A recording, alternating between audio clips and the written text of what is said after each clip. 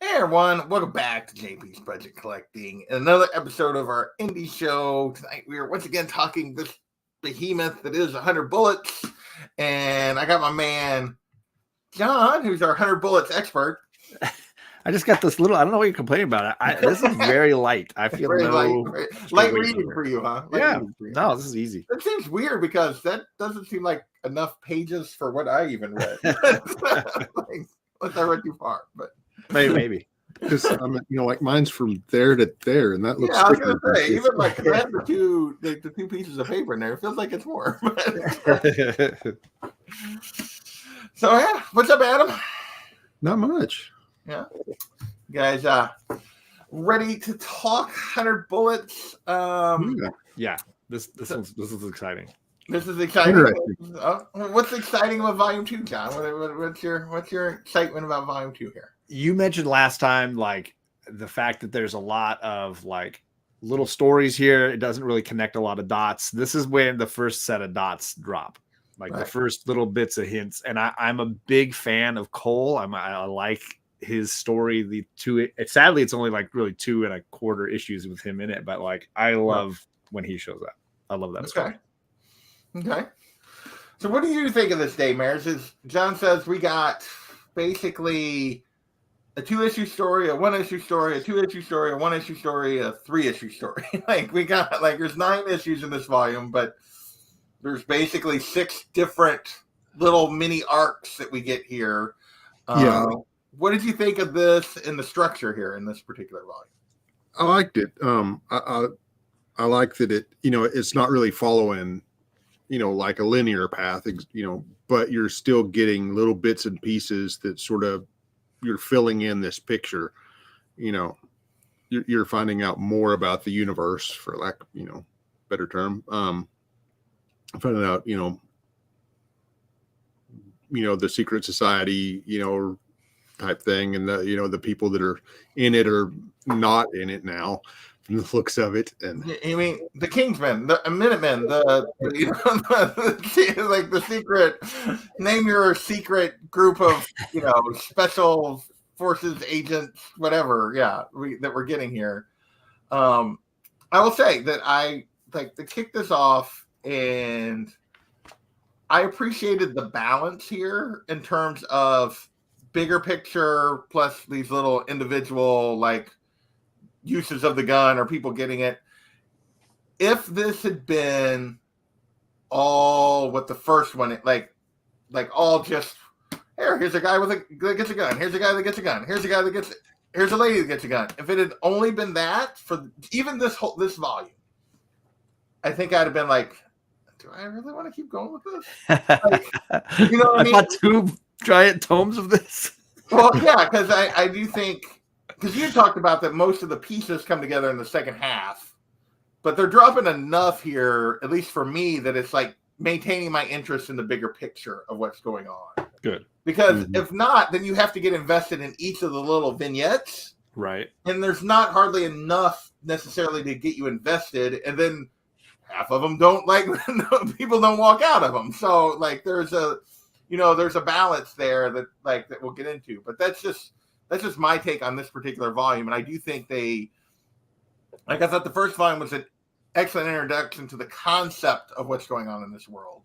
And then I thought they did a good job here of balancing, okay, we're still going to give you those different situations, but we're also going to give you a little bit of a what's going on bigger, even though you don't really understand because at this point.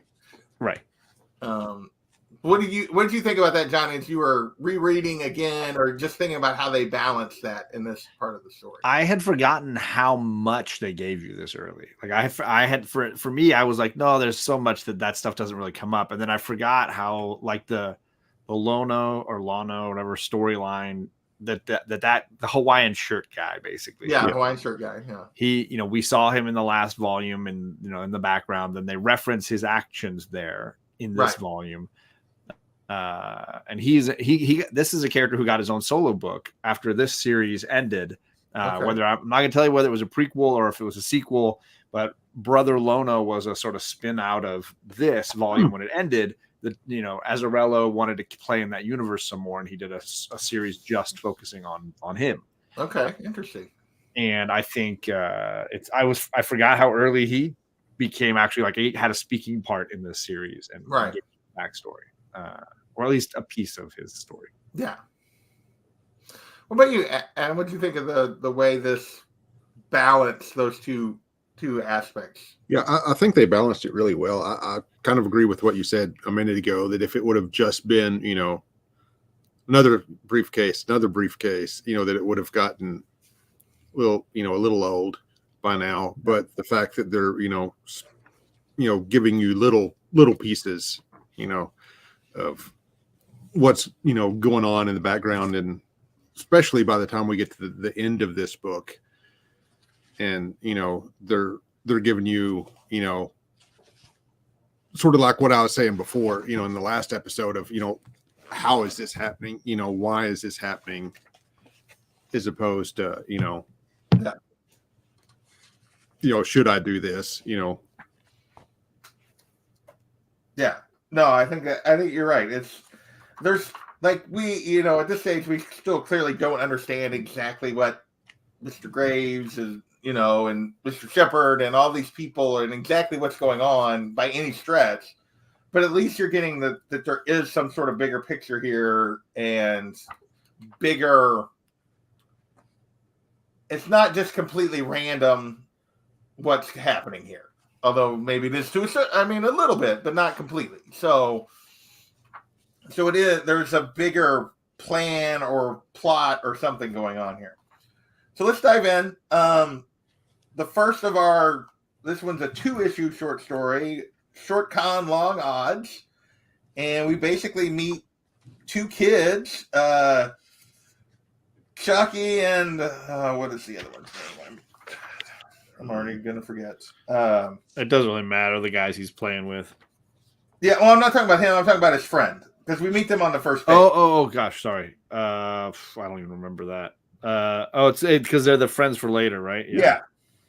Yeah. And I cannot think of the Pony. So Chucky and Pony, we meet them and kids, and one of them's like gonna learn how to roll the dice, so he always knows what they're gonna be. And basically, we see this guy later in life hustling some people, small time, rolling dice, hustling some guys because hey Don, what's going on? GT Key, welcome, sir. And so basically, we start getting this backstory of, you know, he's a con man who's down on his luck, owes people money, he's trying to, like, you know, the only way he knows how is basically cheat from other people to get the money to pay off people. Not exactly, you know, you're a guy that garners a whole lot of sympathy here. He does fit in with our crowd a little bit, though. A little bit. He definitely does. So what do you think of the setup here of these guys' story, and basically how his friend buys off his marks and he sees that more as an affront than a benefit? And what do you think about the story here, that what we got, Damaris, the setup of these 2 guys? I could see where, you know, you wouldn't want your friend buying out your mark, because then it, you know, you feel like you owe him, you know. Yeah. And you can't, you know, you can't cheat out your friend. Right. That's really the only way he knows how to get through anything. Yeah, you know, and he's done time and, you know, all that type of stuff. And you could just tell that he's not exactly even from whenever he was a little kid, he wasn't the most upstanding person. Right. You know, he was trying to figure out how to cheat the system back then on rolling dice. Yeah. And what about you, John? What do you think of our 2 characters here that we're following for this particular story? I mean, you know that anybody we meet has a backstory, a bad problem in their past, some reason to justify the briefcase they're going to be getting here momentarily. So it's nice to see them sort of on either side of the problem that's at the center of the story. You see them when they're young, and then we're going to see them when they're a little older. And this thing that occurred in the middle of their time together, that's the crux of the briefcase, the gun, will he, won't he kind of use it. Yeah.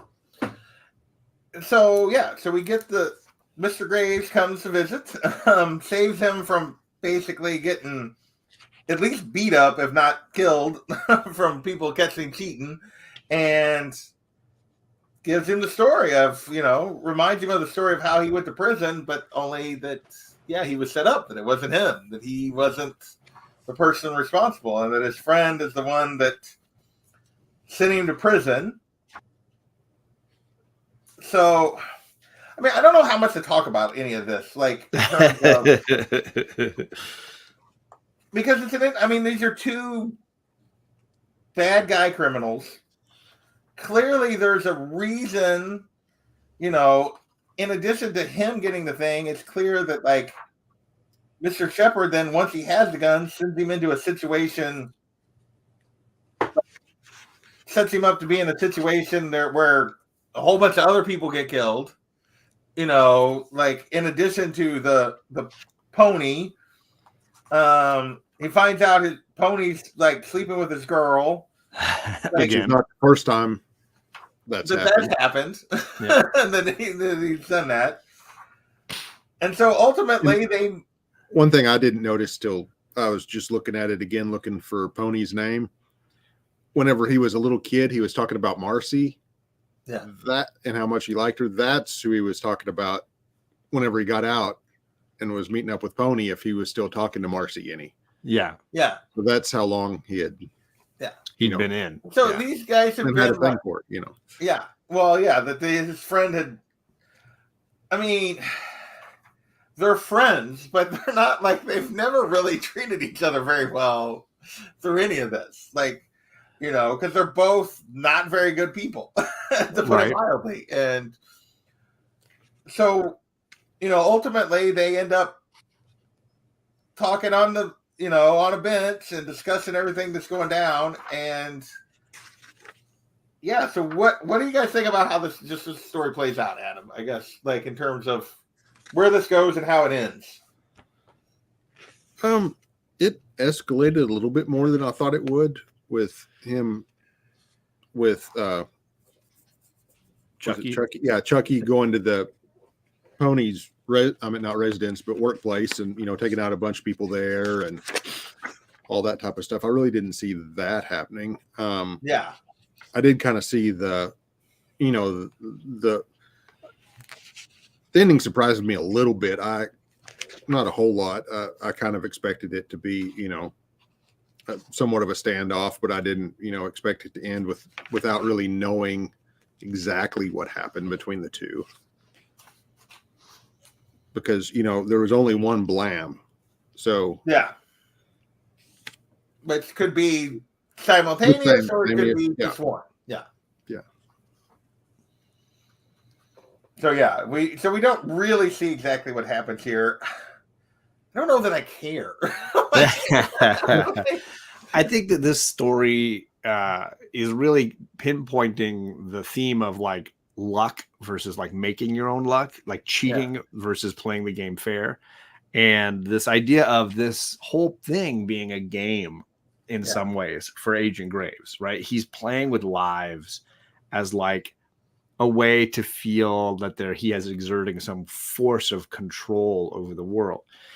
Whether people get their justice or not, he doesn't care. He's put the opportunity out there to try to right wrongs, and then he can watch the game like some weird, Squid Games activity, right? I mean, and we're seeing in this game the concept of luck, right? Because you have a hero character who believes he can create through force of will his own luck, and then you've got a villain or antagonist character who has literally created their own luck, right? Caused situations where they're able to, at the sacrifice of other people, to be successful, take that girl away, reap that opportunities for whatever ends you can get out of it.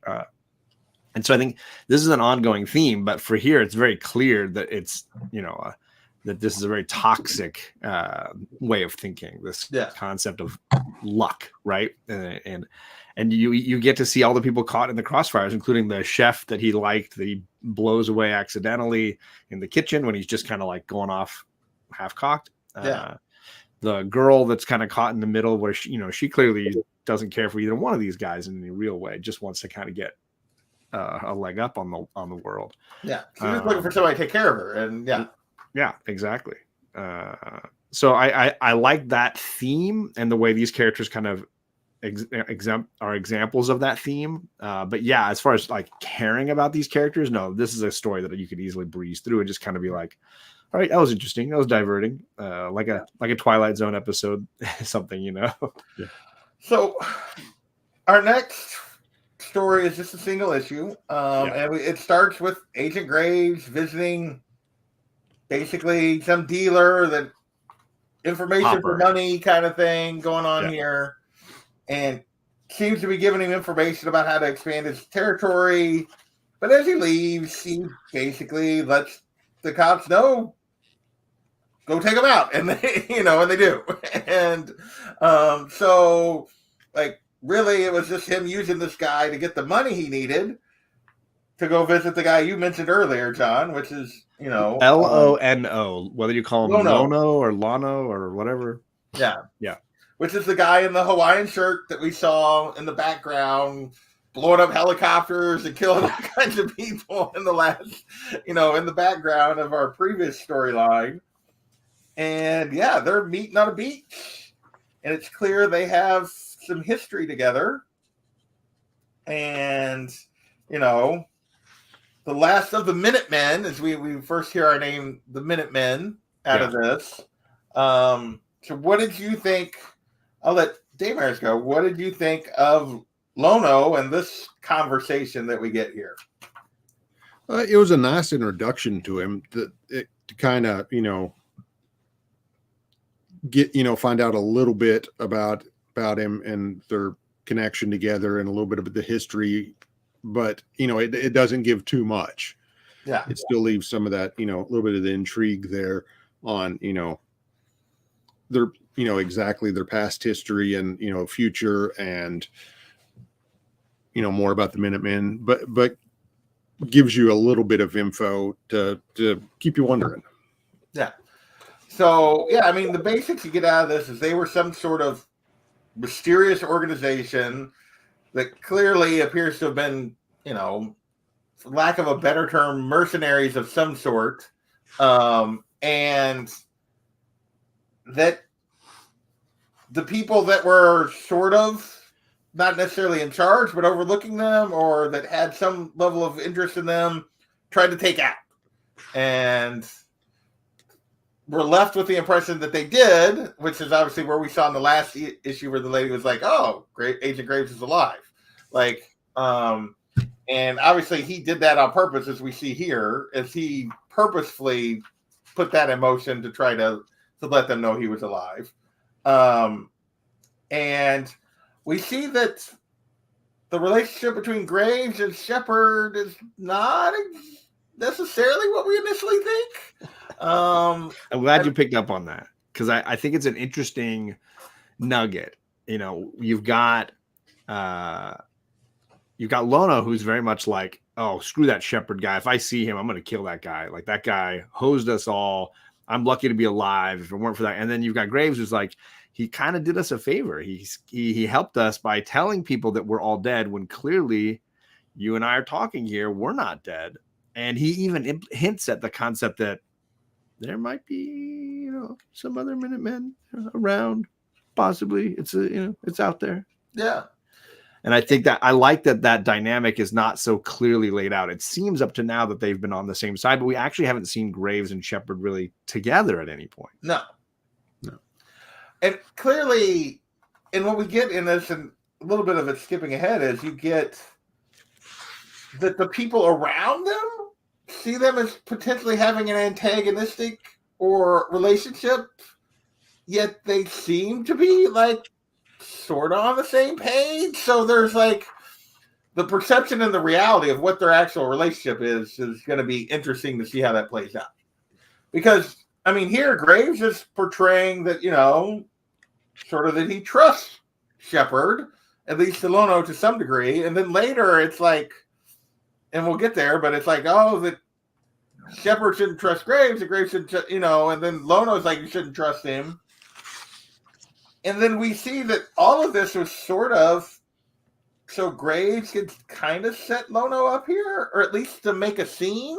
Like if nothing else, it's because after he leaves, he tells the waitress, he says quite loudly to a waitress that he's seen like talking to some thugs that like, oh, I gave that guy $2 million. He was walking around in your briefcase. Yeah. And then basically so the dialogue all through that sequence, firstly, it's like one big dialogue scene. It's just these two guys sitting at a table talking, and I find it riveting personally. Yeah. Like I really like the back and forth that's going on there. You can see Graves is like, hey, you should come back in. Like, you've got skills still, like you should come back in. And you've got Lono is like, no, I'm happy where I'm at. I'm on my own. I'd rather be under the radar. Like I don't want to be back in your thing. And then Lono realizes like, oh no, Graves is still actively doing whatever their job was before. And he says, I activated a Minuteman in Chicago just a month ago. And we're like, oh crap, because we were in Chicago for a story not that long ago. So we're like, oh, there's something going on there. And then instantly Lono's like, you're talking about the game. And then he reframes it like, no, it's a test. It's the test. Right. Like, you have to earn your spot as a Minuteman. Like this is a test. Right. And that there's more to this than just it's not, back to the luck, the random aspect of this, is Graves playing with dice, or has he loaded the dice? Does he know the result every time he rolls them? I think he's not using actual dice, right? He's using these people. And when he gets turned down by Lono, what does he do? He's like, okay, well, I'm going to play with Lono's life a little bit. I'm going to roll some dice on this guy, And then, of course, we see at the end of this, they have this whole conversation. He's clearly trying to bring Lono back in. He clearly is like, well, they might know you're alive now, so you might not have a choice but to come back in because, and then it's like, and we're there's always Minutemen, and I just activated one, and Lono's just like, doesn't want a part of it, takes the money, and of course, then he basically sends him after him, and then we see that somebody's been listening in, and Mr. Shepard is had a bug under the table, and he's listening, and how do you know they were going to sit at that table? That they're like, does Graves know that he's listening? So there's a lot going on there. All the little cons that everybody's playing, right? Well, and we get the whole thing of that, activated the Minutemen a month ago, and yet he didn't actually which is clearly, I'm blanking on her name now. All of a sudden, Dizzy, and yet he didn't recruit Dizzy at the end. That was Shepard. So where, what exactly is their relationship here? So. All right, Adam, you got anything to add to the Lono story here? No, that pretty much covered it all. Okay. That I noticed, John, what about you? Any final things to say? I want to get to the ice cream man. I love this cover, but obviously Dave Johnson's cover is so freaking fun. Yeah, Dave Johnson does the covers here, and they're abstract and. Yeah, I love this with the ice cream cone that's fallen splat and the pistol in the other hand, and it's all like white negative space kind of thing. Yes, let's talk about Cole. All right, so we meet our next little 2-issue story here. We meet Cole, who is an ice cream man, and he's selling ice cream and cigarettes. The kids, I love it. And for their parents. For their parents, the kids get ice cream. The parents get cigarettes that are stolen cigarettes, and for the kids. For the kids, and we see Agent Graves leaves him a briefcase. Yep, and it's basically, tells him, hey, this guy that which everybody knows these people. Goldie burned down the old folks home where your grandmother was. Yep. And gives him the opportunity and walks away. Meanwhile, so that's our setup. So what did you think of our setup here, Adam? Is before we get into exactly who Cole is, like, what did you think of our setup here? First, I just found it a little creepy. The way he was selling ice cream to the kids right off the bat. You find out later, that there was nothing. But to me, it was one of those sort of misdirections, like you saw several other times in this. That yeah, I thought it was a good opening, and it left, at the beginning of it, it gives you an interesting reason, for him going against Goldie with the grandmother, which seems more of a wholesome thing than a lot of them. Yeah, he's got a sweet old grandmother that he cares about, right? Yeah. And he sells cigarettes to kids. And he sells well, they're parents. It's their parents. Sure. They're just delivering. Right. But as he's looking through the case and like this information, we see him not really paying attention. He's like really focused. And we see this guy get out of a car and throw a baseball at him, and he catches and throws it right back, like even though he's not paying attention. Yeah. So you get this like, okay, he's more than just an ice cream man, or at least at some point he was. Although, so what did you think of that when you seen that initially? And I go to Adam again because John already knew where this was going, sort of. Well, it led me back to the thinking that, well, there's more about him that that we don't know yet, because that's definitely not a normal thing to do, is catch a fastball with your bare hand and then throw it right back. Right. The same motion, basically. But then again, most people don't run an ice cream truck and also sell cigarettes. This is true. And we see he's got, a girlfriend here, and then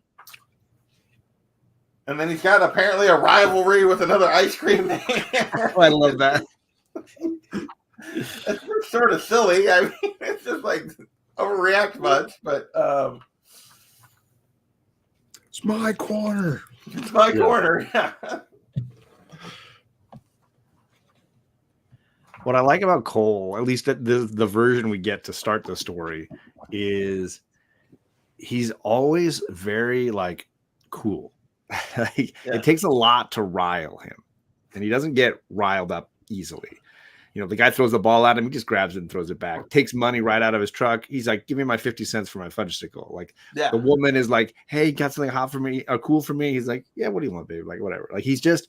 It takes a ton. The only thing that seems to really rival him is this rival guy who's just honing in on his area for selling cigarettes. Like, that's the only time we really see, even when he finds out that his boss may have killed his grandmother, he's still kind of like, I don't know how I feel about it.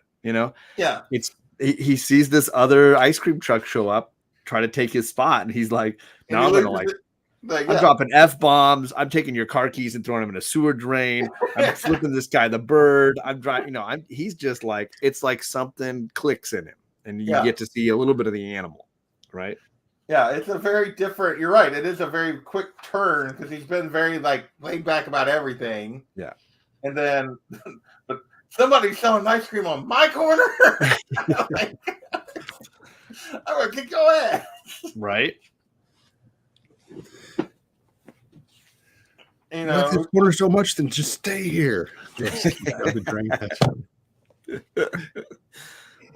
So with that, we see him go and visit Goldie. And basically, he's like, he makes his play, right? He's like, I'm gonna sell the briefcase and the information, kind of like the guy in the second story in the last volume. He's like, no, I'm gonna trust Goldie. I'm gonna lay it on the line, and I'm gonna hitch my star to this guy. Yeah, he's gonna try to like use this to move up, to get a better situation for himself, to like Yep. get in Goldie's good graces. And we see just what kind of person Goldie is, as he's basically torturing a guy. Yeah. That crossed him, and of course, right at the end of this first issue, the guys get tortured. Says Krakoa. Croatoa. Yeah. Krakoa. One thing that Is this X-Men? Wait. one thing that I thought was interesting before that is that Goldie was like, "Yeah, I burned it," and he was like, "My grandmother was." The other guy was like, "My grandmother was in there," and Goldie was like, "Well, so was mine." Mine too. Yeah. But I was going to make money off the deal. I could resell it as a higher property value and get rid of that thing. Any money off of it. It's just business. Like grandma was old. Like, what's just when Cole was like, "Oh, I did the right thing." This guy clearly was telling me a lie. Goldie's like, "No, I totally fucking did that. Like I did. Yeah, absolutely. I did that. It was totally worth it. And now you're on the inside. Like, welcome in." And meanwhile he's got that bandsaw or whatever, and he's just chopping that guy's hand off.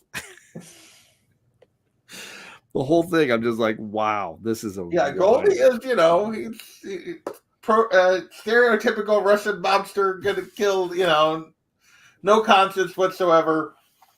And at the end, so he tells Cole all this stuff. He admits everything that he did, and and basically, as he's doing this and torturing the guy says the word, and we see Cole what?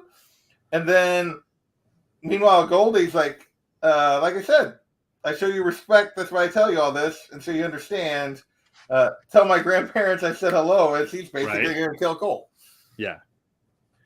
It ends on a great cliffhanger where you're like, Cole just seems like he had a come to Jesus moment, and he's sort of frozen.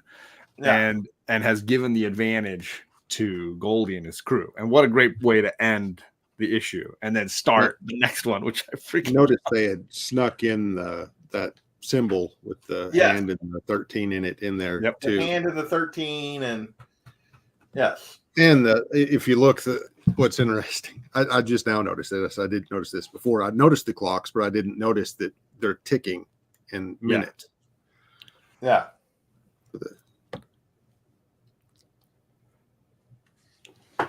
So we open the next issue and we see Cole. I love this. With bullet holes all around him on the back of this van or bus or whatever this is, and ice cream ambulance. Truck, and then he's bleeding from his shoulder and he's sweating, and around him is everybody else is dead. He killed all those guys, which for me was I remember diving from one issue to the next going, oh my God, I got to know what happened. And I'm so glad that they go back at the end and kind of fill in the blanks of how he kind of did it, or at least a little bit of it. But I love got a bunch of holes in him. Yeah, I love got numerous times. I love the jump in time, and they're not right away just telling us how he got out of that mess. Yeah. Instead they just show it. And I'm just like, oh God. And I have the same reaction he does, where he's like, holy.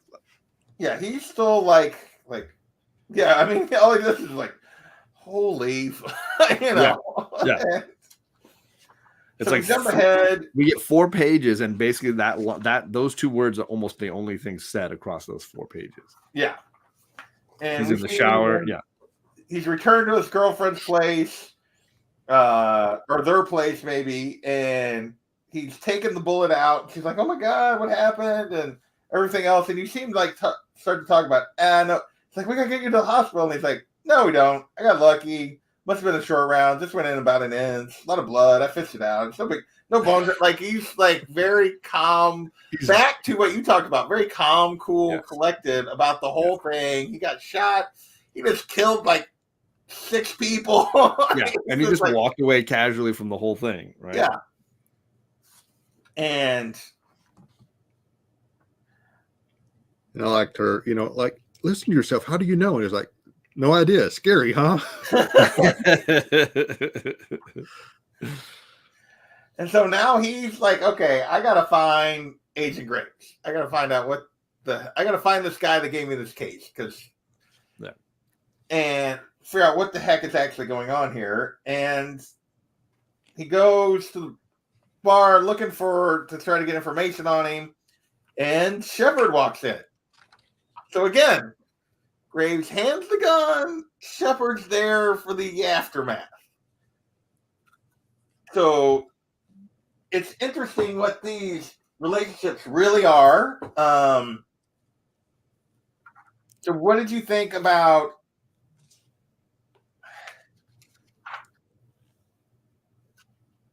this conversation between Cole and Shepard?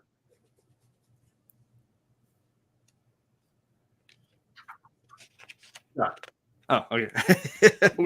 we always wait for you to pick one of them. Oh, well, you can just go. I don't want to railroad anybody. For me, this is the first time we see, and I don't think it's giving anything away to comment on the concept that there will be other characters that are awoken with this key word, right? I love the way it bleeds out, the way you see Cole kind of like working things out. And he even throws out Shepard or Graves' name, and then it's like, wait, how do I know his name? Like you can see the pieces are clicking into place in his mind, and he sits down and orders the wrong drink. And I love that Shepard's like ordering the drink that Cole would normally order. Yeah, I don't know if you noticed that later on that plays out, but he's like, what is it? Is a certain kind of tequila, right? Tequila and limes or something like that. Oh, can you give me a couple of Cuervo Golds and a handful of limes, which is not Shepard's drink. It's Cole's drink. And he's just like poking the bear a little bit to kind of be like, let's see how much this guy can remember. And then he's like, I'll put it out here in front of him and I'll drink it and I'll see what he does. Well, and Cole's like, I like these, don't I? And he's like, from what I remember, he's like, we met a while ago. No. And it's like, and he's like, Graves, how do I know? Offers him a cigarette. He's like, no, I don't smoke. He's like, okay. Yeah. He's like, how long that lasts. You know a lot of things, Cole. What's that supposed to mean? Plenty. He's like, so there's this fun, like, I love that we are behind the characters of Graves and Shepard constantly. And this is another moment where we're kind of in Cole's shoes, as we often are with the people with the briefcases, right? Trying to figure it out. And there's a clear history laid out here, just in the framing and in the writing for these characters. So meanwhile, they get. What about you, Adam? What do you think of this conversation? I didn't give you a chance to talk about no, that's fine. Similar. It's just you learn a lot in it about the activation, I guess, for lack of a better term, and that he knows more than he realizes about Graves and everybody else. Yeah. So, meanwhile, there's a big crash outside. Cole comes out. They get interrupted. And the other ice cream man is back, and he's turned his truck on the side, and it's leaking gasoline, and it's saying, and basically Cole goes in to get the gun. Yeah. And meanwhile, Laszlo accidentally, it doesn't seem like he's trying to do it, but I think he intentionally lit it, but he didn't realize Cole was just going to go. If you look, Cole's going in, and his back, and Laszlo's back is turned, and he's throwing this thing because he's like, no way is this stupid ice cream man dumb enough to go running into this blaze that I'm about to light. Yeah. He doesn't realize that this is not the Cole he knew. This is a new Cole. Cole is starting to emerge from the cocoon. So basically he's in the truck blows up, and we get a flash to a different Cole, who's clearly had previously set somebody else on fire. Cole emerges from the flames with the gun. I want to say these two silent pages will be revisited again and again and again through the series, and as you start putting actual faces to the blank people in the background, right? We got Cole and we got Shepard, but everybody else seems to be something of a mystery as to who are these guys or gals, right? And little by little, the faces will start to fill in, and every time we revisit it, new faces will be added. It's kind of fun. Interesting. Okay. So basically, and I love this part. Good. Yet I again, love this whole thing. Like calm, Cole cool, is- collected Cole Burns just Cole got is back blown to up. being- yeah, But notice he's not losing his cool. He's not screaming at this guy. He's not shooting this guy. no. The way he talks to this guy is amazing. So he comes out, he's got the gun to the other ice cream man's head after he survived the explosion. And he's basically like, hey, you need to go and Randy likes the creamsicle. Brenda wants her Eskimo pies. And she's a cute kid, be nice. And he's like basically laying out his ice cream territory and what he wants. He's like, you better be good to him. You gonna remember all this? You better remember all this. And you're going to treat all these kids for doing this. Like, the first day's on you. Yep. Like, I just love that whole thing because it's like, okay, he clearly was not originally an ice cream man, right? No. Like, at this point, you know that this is just like a secondary life they'd set up for him. And yet, he's very serious about serving these his regulars. He's going to take care of them. Like, so I don't know. I just love that about him. This character. It's so good. No, I love it. Yeah. Yeah. I mean, he's got Laszlo like picked up. Laszlo's on his tippy toes, if you notice in the one shot, and then he's sitting there, 1 foot, one shoe's just gone. Yep. Yeah. Oh, on Cole. Yeah. Yeah. He's bleeding from the head. Yeah.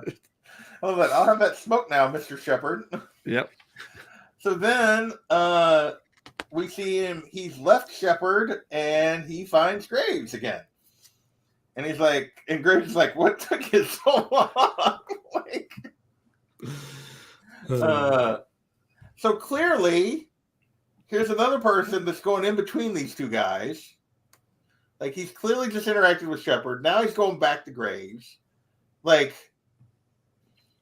so, yeah, again, it comes back to what's the relationship between them.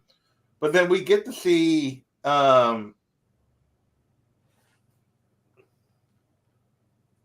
it started when someone said, and Graves is like, Krakoa, and it's like, ring a bell, huh? So, like, Graves set up his awakening here. All of this was set up by Graves. And we get to see the scene you were talking about, like, that we missed. It's so wonderfully like Kill Bill operatic, like with like, there's black and white portions. There's like teeth flying out of mouths and bones getting split in half and people getting shot point blank range. And like, it's just that first page is just so fantastic. Yeah. It feels like the bit in Kill Bill when it goes black and white in the sword fight. And it's just like blood just splaying everywhere. Yeah, that was some of my favorite parts of this story. Was like, how did you handle it? How do you think? Professionally, precisely, and with a little bit of your signature flair. And and it's like, and he's like, so would you like to know who you are? And he's like, what kind of question is that? I already know who I am. I'm Cole Burns. I'm a Minuteman. Like. The big smile on his face when he's inside the ice cream truck. Yeah, after he's got the gun, like the big grin. Yeah. Yeah.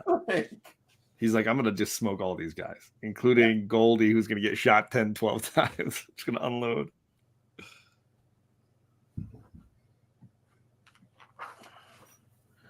So, we see, and then at the end of this, where he talked about, like, he hated his job, he's like, you ready to come back to work? He's like, you kidding? I love my job.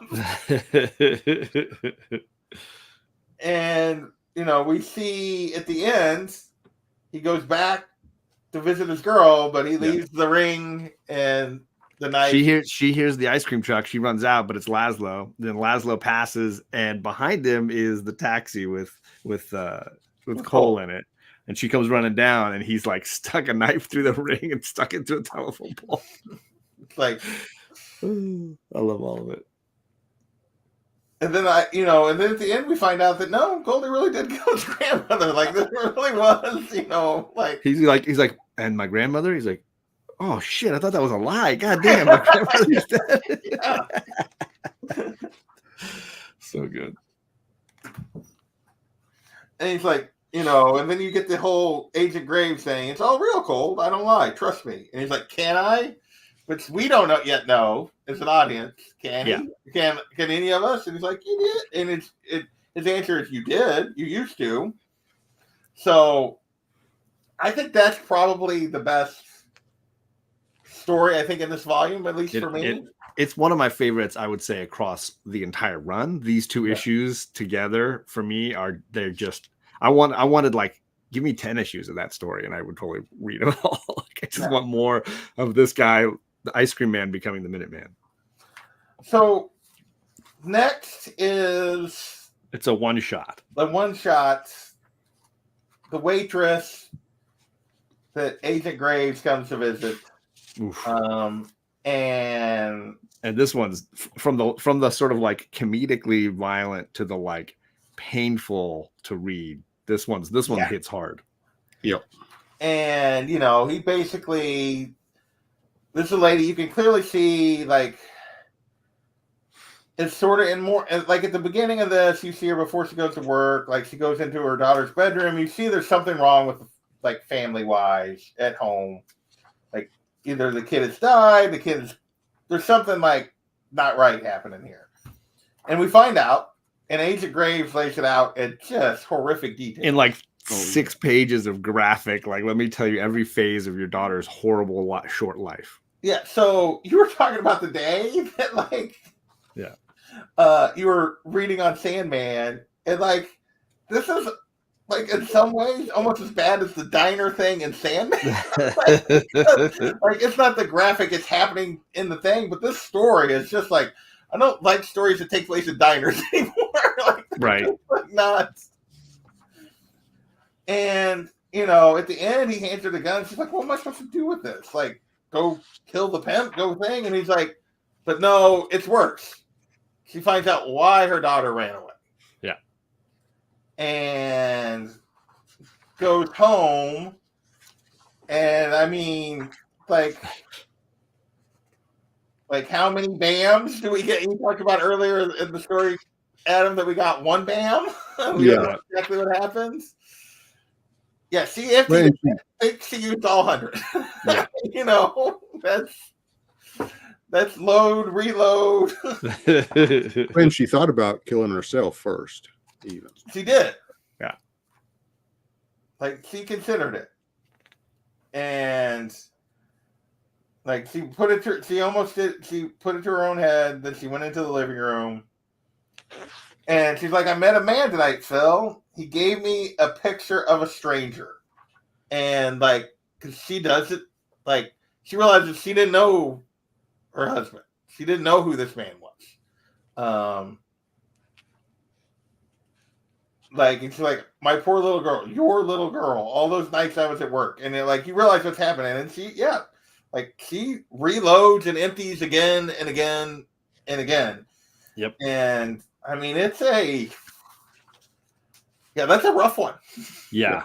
I mean, I don't know what there is to really say about it other than, you know, the little recap. What did you guys think of that particular one? I think the only thing I'd add to the recap is the concept that sometimes you can see that this game is not personal to Graves. And then sometimes, like this, you can see that something stung him in this. Something stung him here.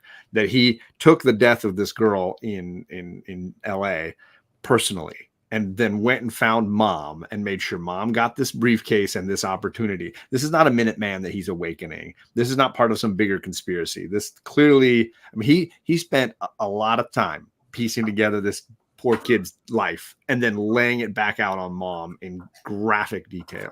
So every once in a while, it does feel like he's doing this, not just to play this game, but to exact some measure of social justice.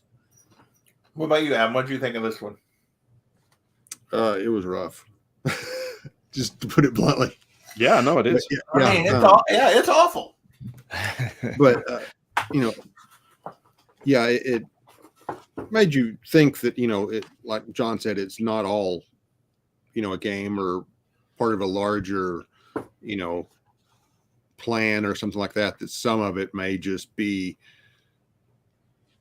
letting people get revenge in some stories.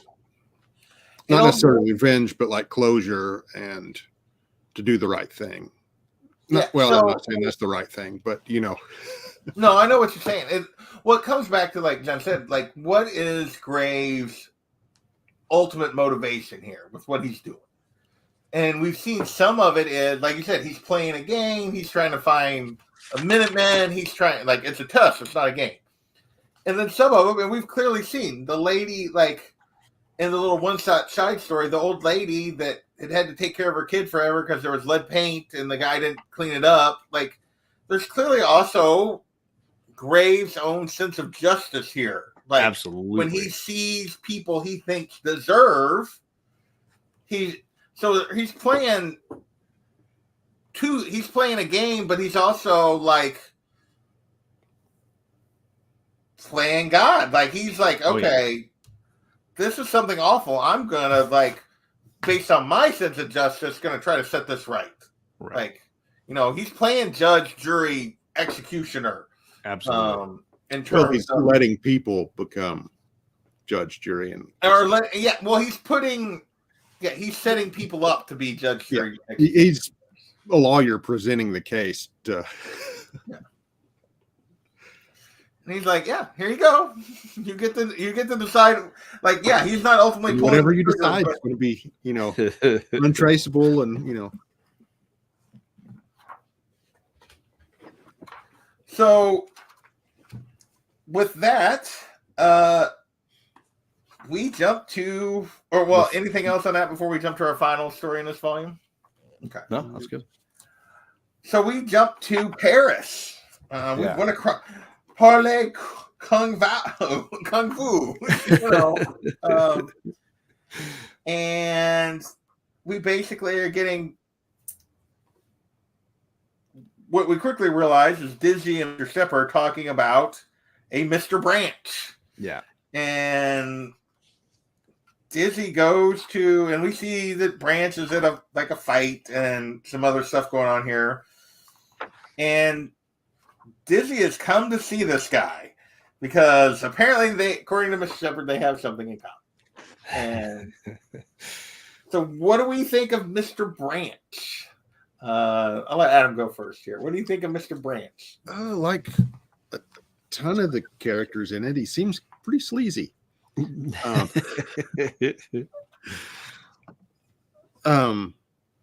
You find out he's probably not as sleazy as you're first led to believe. Right. As the story goes on, for sure. And had, maybe more, maybe less sleazy than most people. No. In all honesty. What about you, John? What do you think of Mr. Branch here as we get to meet him? I think in the function of the story, he serves a piece of information, right? He has this down on his luck, intrepid reporter backstory, and has a ton of knowledge that a character like Dizzy doesn't. Right. She's coming at this as very much a novice, and is sort of just dipping her feet into the waters that Branch swam in, nearly drowned in, and is now like drinking himself to get away from. Yeah, exactly. Yeah, you drug yourself on a bank somewhere to get away. Absolutely. So here's my thought of Mr. Branch. I found him extremely frustrating, and I realized, like, at this point in the story, he doesn't. Azzarello's trying not to give too much away, because this guy, like, I feel like this is poorly handled for me. Okay. In terms of, he's introducing Dizzy to somebody that has critical information to what is going on in this universe. And he's doing it so early that he doesn't actually want us to know it, or Dizzy really to know it, like everything that Branch knows. So instead, we get this frustrating 3 issues of no conversation and no information. Really. Like, we don't really learn anything from this guy ultimately until, like, the last page. Like, we're learning that, okay, they've worked the Minuteman, which we've already heard about. They used to work for this organization called the Trust. So we get a name for the organization of people that tried to kill him. But like he just constantly dances around, like actually telling her anything. And I don't disagree, but one thing I found interesting is he was like, well, why don't you think they told you this? Why do you think they sent you to me? Yeah. And she says that they told her that she wouldn't believe that she would instantly believe it if Graves or Shepard told her this information. But hearing it from this sleazeball would make her question what she's learning. And then as a result, not necessarily be drinking the Kool-Aid for this whole process. They wanted her to have this sort of wide-eyed, skeptical perspective. Because again, this for me, this portion feels a little bit like Department of Truth, like conspiracy theory stuff. We're dipping our toes in this like wild conspiracy theory waters because Branch is, as much as information as he's absorbed, he's become something of a conspiracy theorist about this. Right. But I guess I feel like for me, this didn't work very well because I feel like it lasted too long, maybe. Okay. Like in terms of because he just dances around telling her anything for too long. Like there's too many conversations between them. There's too much of him, like him and Han, and oh well, you need to know, and like well and giving her half information, and I don't know. It just from a storytelling standpoint, it felt like okay, either this should have been shorter, where like so he. Like gives her a little bit and then it wraps up fairly quickly. Like I get that there's a little bit of time before he's going to start telling her stuff because he's got to feel her out. I get that. But like, it should have been shorter or there should have been more to it. Like more substance to it. Sure. Like of why she was here. Because she doesn't really learn anything, I don't feel like ultimately. But that's just, and maybe that's just me. I do like one of the things I found actually most interesting about this is when he's like, after she beats up the one guy, and he's like, so tell me where you learned Hapkido, and she's like, I don't know Hapkido. And so like he then sets up another fight for her, and she kicks another guy, like the guy that we saw at the beginning of the show beat somebody up. Like like in a fight ring or whatever they was betting on. Right. And she kicks his ass. He's still like, yeah. And she's like, I don't know, like fight. Like, so there's clearly something to Dizzy that maybe she doesn't know. We know Cole got woken up. That maybe she knows things that there's things that she doesn't know that she knows. If that makes any sense. Because how is the kid that we met that just got out of prison, that went to prison when she was a teenager, like suddenly like, oh, I can kick this fighter's ass and have these skills. So to me, that was actually the most interesting, that there's maybe more to Dizzy's backstory than we know than anything she learned from Mr. Branch. John or Ed, what do you think about from that perspective? I feel like I talked for a long time there. I mean, I kind of agree that it did. I think it did run a little long for the payoff of it. One of my least favorite things was the French in it, just because I don't speak French, so it was there's a lot of lost. And it seemed like there was a lot of understand. They are in France. There should be some in there. For sure. But it seemed like, there was like entire conversations that, I was like, well, that would be a lot more interesting to me if I understood it. This sounds like Alex saying, like, if you spoke Norwegian, the beginning of the movie, The Thing, is kind of like they tell you that there's an alien. Like they tell you right off the bat. But if you don't speak Norwegian, you don't understand what they're talking about. Yeah. Well, and I get what you're saying, JP. I totally understand that there's an element of this where you feel like you're going to maybe get a big feast of information, but you just get more breadcrumbs. And there's definitely truth to that sentiment. But for me, I like the skeeziness of Branch enough, and I understand that he's not comfortable giving away his secrets because he knows his life is basically on the line every day. What he knows is putting his life in jeopardy at all times. Yeah. So for me, I just liked the tease, and I was like happy to go along with like, you know, but I'm admittedly I like TV shows like Lost where they don't really give you the answers to anything. So like, well, I guess that I'm enjoying the breadcrumbs. I guess my frustration was it's not that it was just breadcrumbs. It's like, you know, he's like, oh, do you know what this means? And he shows you the symbol. And then the next page is the start of the next issue, and they're talking about something completely different. And like he doesn't like he starts to tell her stuff multiple times and then just doesn't. Yeah.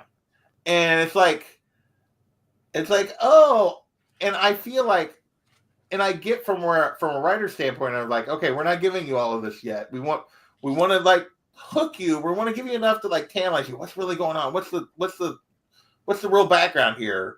Yeah. We're not giving you it all. And I feel like Branch is a poor method for doing that.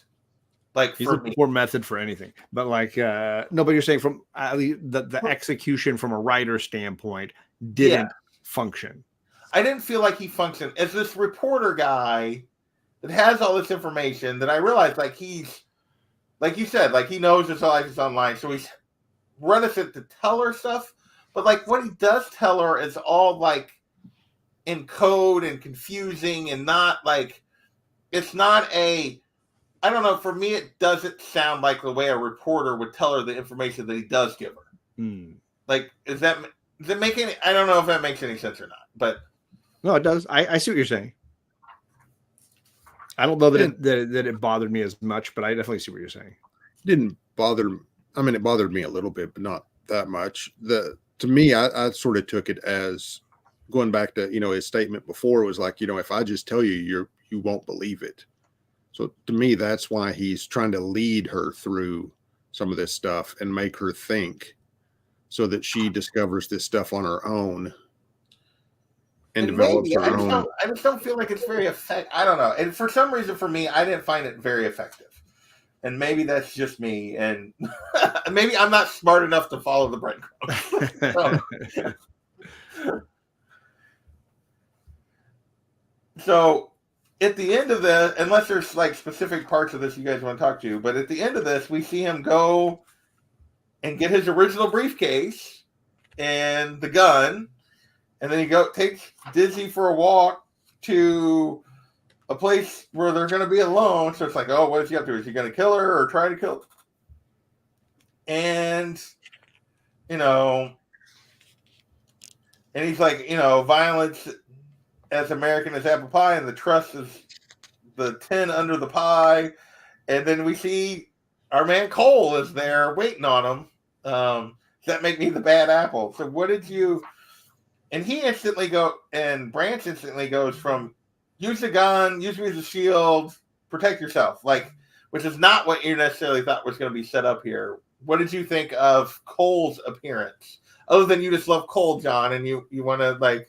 I mean, I love that he scares the crap out of him, but admittedly, like his experience with Minutemen has not been good. We saw the breaking of his fingers by Lono, I think it was. So clearly, he sees Cole there, and it's just like he's crapping his pants and diving in. Like it's not. I just love that we've just met Cole, and already he's like somebody that is scaring the crap out of people. So he's used perfectly in this issue. Yeah. Can I share the covers for this 3 arcs? Because these are 3 of my favorites. You got the Steranko homage, which even has Steranko's name on it. Yeah. So this is the first issue, which Johnson references that this is obviously a Steranko homage. I love the Eiffel Tower at the top. I love this blue Dizzy where she's bleeding and wiping it off of the wrist. So good. And then the last one is just that hand, that creepy, well-lit red cover with the hand. So cool. So yeah, these 3 covers. Yet again, I love all these covers. I used to joke on Comic-Gories that like I could play with loosely titled Comic-Gories just with these 100 issues because they're so diverse and you get so many different kinds of covers out of all this. Yeah. And I think you can tell the freedom that they gave. I think it's Dave Johnson to play here was excellent, and he took complete advantage of it. Well, you know, if Kamigori still existed, then maybe you could play. Yeah, I can't remember who's in charge of that, but we'll have to know get either. Yeah. that may be the problem. So yeah, so we get an interesting thing here of that, you know, maybe Branch doesn't know as much as he thinks he knows at the end here, because Cole, like, ever tell you what we did? And he's like, did he tell you they wanted a repeat performance? And Graves said no. Like, there's something here that clearly the trust wanted to happen, that like Graves didn't do it, which is what led to the Minutemen apparently being wiped out. And that moment that we saw where they were burning that guy with the hood is related to what they're kind of talking around there, right? Yeah. That some of these incidents are all kind of tied together, and it was the perceived end of the Minutemen back then. Yeah. And so you get like even Branch is like rethinking at the end of this issue what he knows, but then it's interesting. Like here is where we get an additional thing of how people perceive, at least, Shepherd and Graves. Yeah. Because Branch is like, Dizzy, I'd like to tell you something, like you to tell something to Mr. Shepherd. And he's like, you're dangerous, very dangerous. You belong to him. And he's like, I don't belong to anybody. He's like, no, tell him you belong to Graves. And then he walks away. So clearly, with the information he knows, he understands, like, Graves and Shepherd aren't necessarily on the same side here. Like, they appear to be, to a certain degree, but between Lono and now this, like, there's clearly more to their interaction and relationship than we know. Completely. What did you think about the whole thing here with Cole at the end? How Branch reacts to it, what he's telling Dizzy? What did you think of this, Daymers? I think, Branch was rightfully nervous. It did surprise me that he, tried to shield Dizzy and, use my gun. That kind of surprised me. I didn't see that. I kind of thought that, he might have been packing the gun for another reason. Right.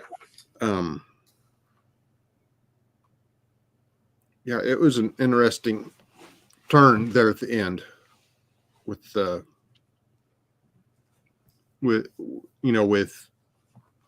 some implications of something else have happened in the past that Branch knows about, but doesn't want to be involved in at all. Yeah. What about you, John? What do you think of how this particular volume wraps up? I think it helps us remember that Dizzy is in some uncharted territory for herself, right? Yeah. That she is not full of the information that some of the other characters have, and is therefore kind of walking blindly. And what we see is then, Branch trying to exert a little bit of force here and basically saying, you don't understand, like. And I don't think he's like, I don't think Shepherd understands. You belong to Graves. Like nobody can count anything else except that one thing being true. And he's like, he's hoping that will solve something, but of course it just adds more question marks for a lot of us. And like Dizzy too. Yeah. And I think ultimately that's where, like, I think my frustration with Branch as a character is he just spends the 3 issues dancing around. Like you said, he's trying to lead her to her own conclusions, but I don't feel like he ever gives her enough information to draw any actual conclusions. Like, and here at the end, it's just like he gives her this weird warning of like, and obviously she's probably at this point, which is important information, because she's probably thought, Graves gave me the gun, Shepherd then recruited me, I'm now this, and Shepherd sent me here, like, they're on the same page, they're on the same team, and now he's basically saying they're not, and then he runs away. He's like, I'm out. And I don't know, I just didn't feel like he was effective as the device that they were trying to use. But maybe depending on where it goes, that can obviously maybe retroactively change what I think about this particular story. So, but Sure. One part that made me wonder about not Graves, the reporter, Branch. Branch. Looking back at it now, how it ended with him not wanting to revisit whatever happened and going back to whenever he was in the bar talking to Dizzy and she was talking about I've got lots of bullets left and stuff like that. He was like, well, no, that's not it. After you clean up your the mess in your lives, that Graves informs you about, those bullets become like any others, very traceable. Yeah. So I'm wondering if he did something later that was very traceable, and that's what he doesn't want to revisit. Could be. I didn't get that because I got the impression that he never actually acted on any of the information. He spent the whole time digging. He used his reporter's instincts, and he spent the whole time, instead of acting on the information he was given, digging to find out where this is coming from and how this could be possible. And it ultimately led him down a road that has led him to flee, to try to, obviously not very well because they know exactly where he is. Right. But yeah, to just like remove himself from the situation rather than, that was more the impression I got, but I could be wrong about that. Obviously, Now that you say that, I remember him saying that he never used it. Yeah. Or something to that effect. No, he does say that. You're right. Yeah. So, all right. Final thoughts. We're almost an hour and 15 minutes. Final thoughts on this particular volume. Adam, I'll let you go first. There. I like how it's, I don't want to say picked up, but for lack of a better term, picked up, how you're getting more info on the Minutemen and not the firm. The Trust. The Trust. You're learning a little bits and pieces about that. Still leaving a lot of intrigue into what exactly the reasoning behind everybody is. It seems like there's possibly at least 4 fronts, if not more. and I really like it. Good reading. Yeah, John, you go ahead. Go ahead. What are your thoughts? At this stage in the story here, obviously, you've read this through multiple times, but yeah, I mean, I've read some of these stories. I mean, I've gone back and read just those 2 Cole issues a ton, like just because I was like, this is so much fun. And as we got further into the series, I always went back to look at like how much did they show us of the burning of the hooded character? Like how much did they show in the first time we saw it versus the second? You're giving it away. We didn't know that was important. Yeah. I mean, come on, it's clearly important. And I like seeing the way that Dizzy as a character evolves. This is probably her most boring story, but it's still like we're getting pieces of who she is because she's our sort of first real recurring character at this point. Well, yeah, she clearly is like the reader's entrance into the story. Whether or not she's the main character, she's the one that's initially gets pulled into this universe. She's the one that's experiencing, learning about what's going on, the Minutemen, the Trust. So we're learning as she's learning. So she's clearly our whether or not you want to say she's the main character, and I don't know how this. No, she's just our surrogate ultimately into the she's story. The reader's surrogate into the story. And so I like Dizzy a lot. I don't know. I just felt like these 3 issues were a little off. Overall, though, I appreciate the way they, like, even though, like, the first story in this volume, I was like, these 2 guys suck. I don't really care what happens to them. Like, and then they both get blown away, and you're like, sweet, okay, let's move on. Yeah, and but I appreciate I felt like there was a good balance here overall of, like, okay, these are consequences of what the game that Graves is playing, and also here's just a little bit of a window into what the bigger game actually is. And so I thought that was well balanced, even if I thought those 3 final issues drug a little bit, given that branch doesn't really say very much ultimately. Right. Like it took 3 issues for him to not really say a whole lot, but yeah, I like the introduction of Cole. I like that we're getting I like that we got a view of Lono, that we're getting a bigger seeing more of the players on the board at this stage. So I'm looking forward to more. So anything else you guys want to say before we get out of here? No, I think that was great. I'm looking forward to going back and getting into Hang Up on the Hang Low, which is the one they won the Eisner for. Okay. The third volume. The third volume. Very nice.